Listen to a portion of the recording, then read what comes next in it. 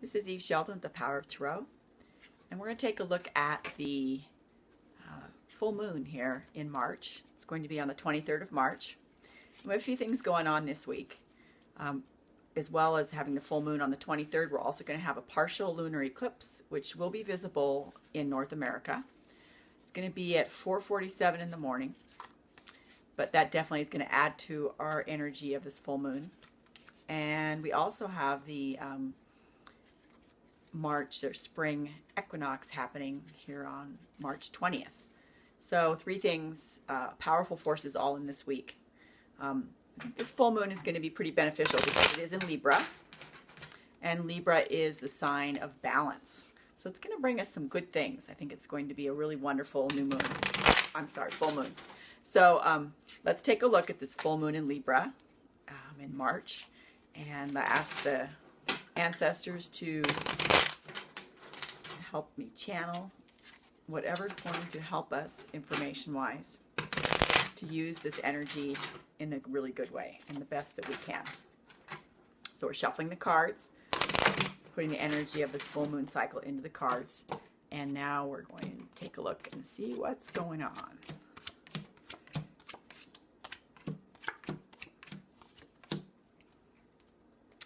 So the first position we're going to look at is what's going on in physicality. So that's in our third dimensional everyday world.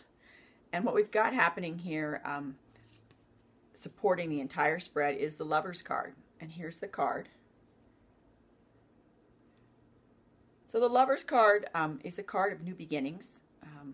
If we were talking about relationships, it could be the card of becoming actual lovers, starting something new. It can also be the Choice card, because in that card there is a male there and two females, and it's the card of making a choice between two. So that may come up for us in this full moon cycle. And also new beginnings. So that's really nice to have there. In physicality, any choices come up, you will make the right choice. But it's also recognizing that you have a choice. Sometimes we feel trapped in situations or things come up. And no matter how difficult the situation, we do always have a choice. We may not choose to exercise that choice, but it's always there for us.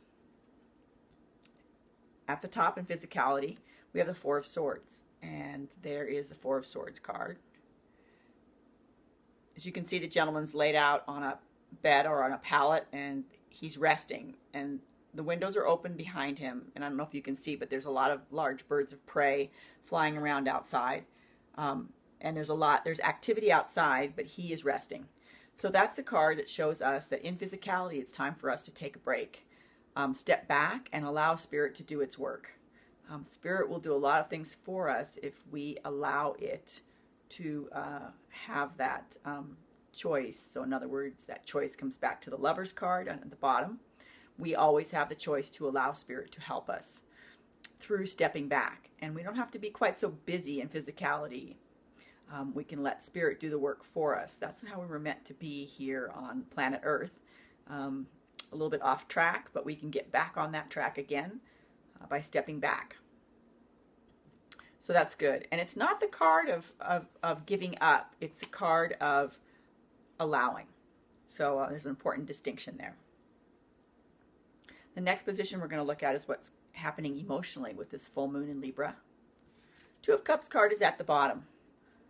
So that is the marriage card. As you can see, there's a couple there, and they're very much romantically in love. So emotionally, birth of a new union. So that can be a union between parts of our own self or with another being or another factor. So it's two becoming one. Running that energy like with an infinity symbol. The infinity symbol, you can get that 8 that matches. So it's the two that can be separate and individual. Boom, boom, running circular energy. And then they can come together and run that energy together. They're good separate, good together. So birth of a new union is there emotionally for us. So the joining of forces and feeling better, because that marriage card is a very, very wonderful, auspicious card to have there. At the top in the emotional position, we have the Star card. So there she is. She is from out from the star planets, from the star worlds. And she is pouring that beautiful light and energy. The Star card is a success card. And it means that it's written in the stars that we will have success. Also, it reinforces that marriage card down below with the birth of a new union. It is written in the stars that we will have a new union of our emotional forces. So, two coming together as one. Really, really cool, wonderful thing to take advantage of in this full moon cycle. Mentally and intellectually, we have the Judgment card on one side here. And there it is, the couple holding up a baby. They're actually in a boat voyaging to the other side. So Judgment is about using the other side, going to the other side, which is the alternate realities, also the mystical aspects of our life, in order to gain some benefits in physicality. So using that, it can be through dreams, it can be through journeying, in any way you choose to, but mentally really using that. It's very auspicious right now with this full moon in Libra. It will give us great balance. Two of Swords card is on the other side of what's going to happen mentally and intellectually for us. That's the Peace card. As you can see, the two Vikings there are holding up the swords, coming to peace with the situation. It can be having made a nice decision between two things as well. Interesting that the Lovers card, a choice card, is in there. So there's lots of twos in here so far. The Lovers card, that Marriage card is a two. Two of Swords is there as well. Lots of pairs with this full moon cycle. So coming to peace with things, and also coming to peace, since it's across from the Judgment card, what we've got there is coming to peace with our faculties and our ability to use the other side, coming to peace with its existence, coming to peace with using it more fully. So feeling good about it. That's awesome. Very, very nice, soothing, quiet energy there. Spiritually, at the bottom of the spiritual position, we have the Queen of Cups, and there she is. The Queen is a master. Cups is represents love and emotion. So she's the master of love and emotion. So spiritually, we can step into that energy, knowing that we hold that energy within us to be the Queen of Cups. And that is going to propel us forward on our spiritual path. She's going to be balanced out by this Four of Coins energy. And this woman on this card is maybe the opposite of the Queen of Cups. She's someone who's very much into power. But it's learning how to use our power well and in a good way. It can be the card of really being able to discern when it's good for us to be vulnerable, when we're going to allow people into our own little castle, and when it's a good time to not allow them in. And being the Queen of Cups is one who knows how to do that. There's always appropriate times to show that love energy, and other times to keep it for yourself a bit.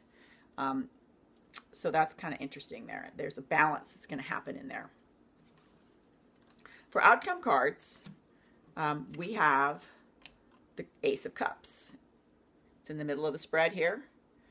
And that is ultimate fulfillment with love and emotion.